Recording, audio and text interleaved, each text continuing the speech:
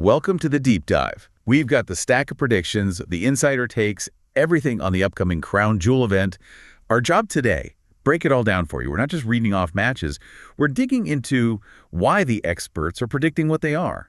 Exactly. It's about getting past just who wins and understanding the thinking behind it, the storyline reasons, the long game. And right off the bat, we hit a snag, don't we? Yeah. The main event itself. Yeah, it's actually a bit of a debate going on. Because you've got this massive confirmed title versus title match that just screams main event. Right. Cody Rhodes, undisputed champ from SmackDown, against Seth Rollins, world heavyweight champ from Raw. For the men's Crown Jewel Championship, huge, confirmed, looks like the obvious closer. It really does. Consensus is high on that one being a lock for a top spot.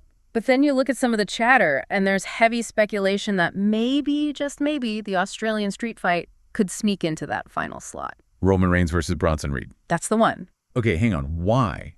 Why would a non-title street fight, even with Roman Reigns, possibly bump a champion versus champion unification match? That seems counterintuitive. It does on the surface, but it boils down to narrative, pure storytelling. Yeah. The prediction is overwhelmingly for a Roman Reigns win here.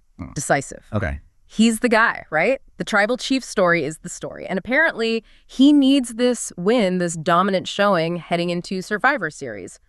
War Games. Momentum. Needs to look unbeatable. Exactly. So the feeling is that story, his story, might need the final spotlight of the night to really hammer that point home. So it's less about the belts in that specific match slot and more about the character climax, the spectacle. Precisely. And what's interesting is how they protect Bronson Reed even in the predicted loss. Also, The talk is it'll be a brutal, hard-fought street fight. Lots of near falls. Reed takes Reigns to the limit. So even losing, he looks like a beast, like he belongs. okay, so Reed comes out looking strong, but Reigns gets the necessary win for the bigger picture. That makes sense from a booking perspective. It clarifies the priorities, yeah. All right, so let's pivot back to that massive title versus title match then. The potential co-main event, I guess. Yeah. Rhodes versus Rollins. Who's predicted to walk out with that Crown Jewel Championship?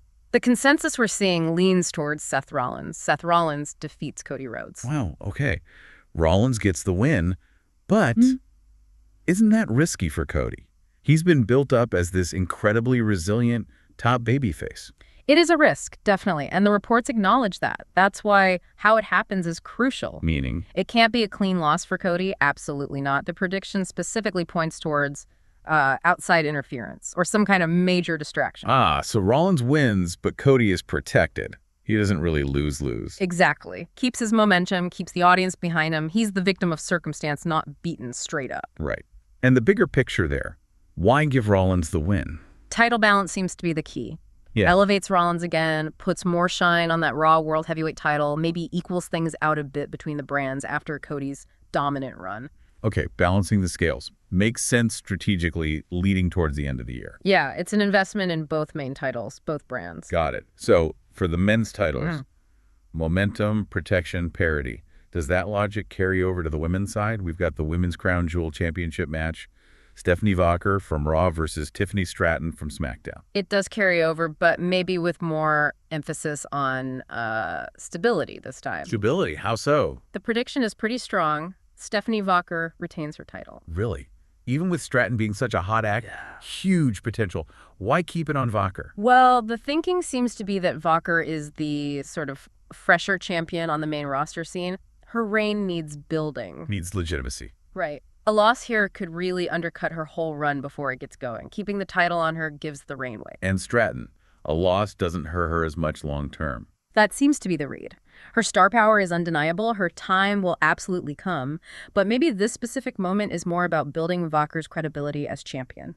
A title swap isn't seen as necessary right now. Okay, so protect the current champ's run, build stability for the Raw women's title picture. Understood. Makes sense, right? Strong champs on both shows. It does. All right, moving down the card. Tag team action. This one looks interesting. Rhea Ripley and IYO-SKY against the reunited Kabuki Warriors, Asuka and Kairi Sane. Ooh, yeah.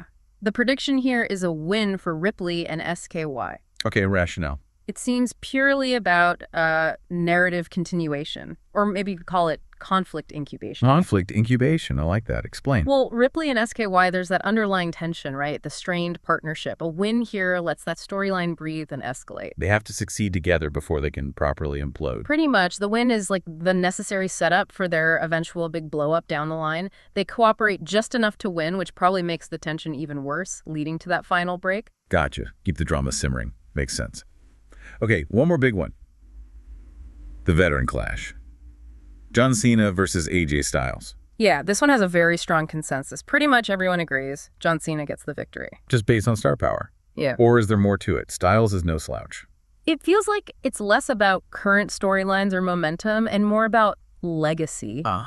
The strong feeling, the speculation, is that this could be one of Cena's last big singles matches. Maybe the last. Right. So giving him a definitive, high-profile win over someone as respected as AJ Styles, it serves as a fitting, prestigious moment, a potential send-off. Kind of a thank you from the company, ensuring his final image, if it is that, is one of triumph. Exactly. You got to respect that, booking it with that kind of reverence for a legend. Absolutely. Okay, so let's pull it all together. We've gone through the key matches. Right. Quick summary of the consensus predictions. Reigns beats Reed. Rollins beats Rhodes via interference. Vaquer retains against Stratton.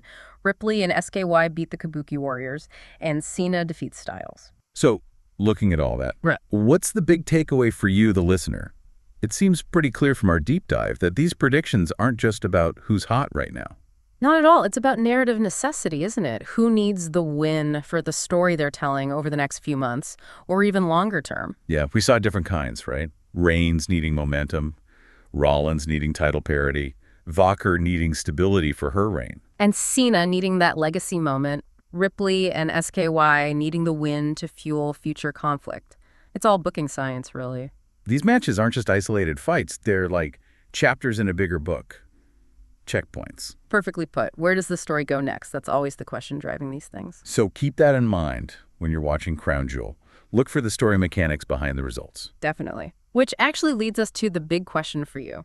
Based on everything we've discussed, the storylines, the title stakes, that whole main event uncertainty, how do you assess the outcomes of these matches? Which expert prediction do you agree or disagree with, and why? Yeah, we genuinely want to know what you think. Are the bookers making the right calls? What story twists do you see coming? Let us know down in the comments. Please do. And hey, if you enjoyed this deep dive, found it useful for getting ready for the event, maybe do us a quick favor. Hit that like button, subscribe if you haven't already. It really helps us keep bringing you these analyses. It absolutely does. Thanks so much for tuning in. We'll catch you on the next deep dive.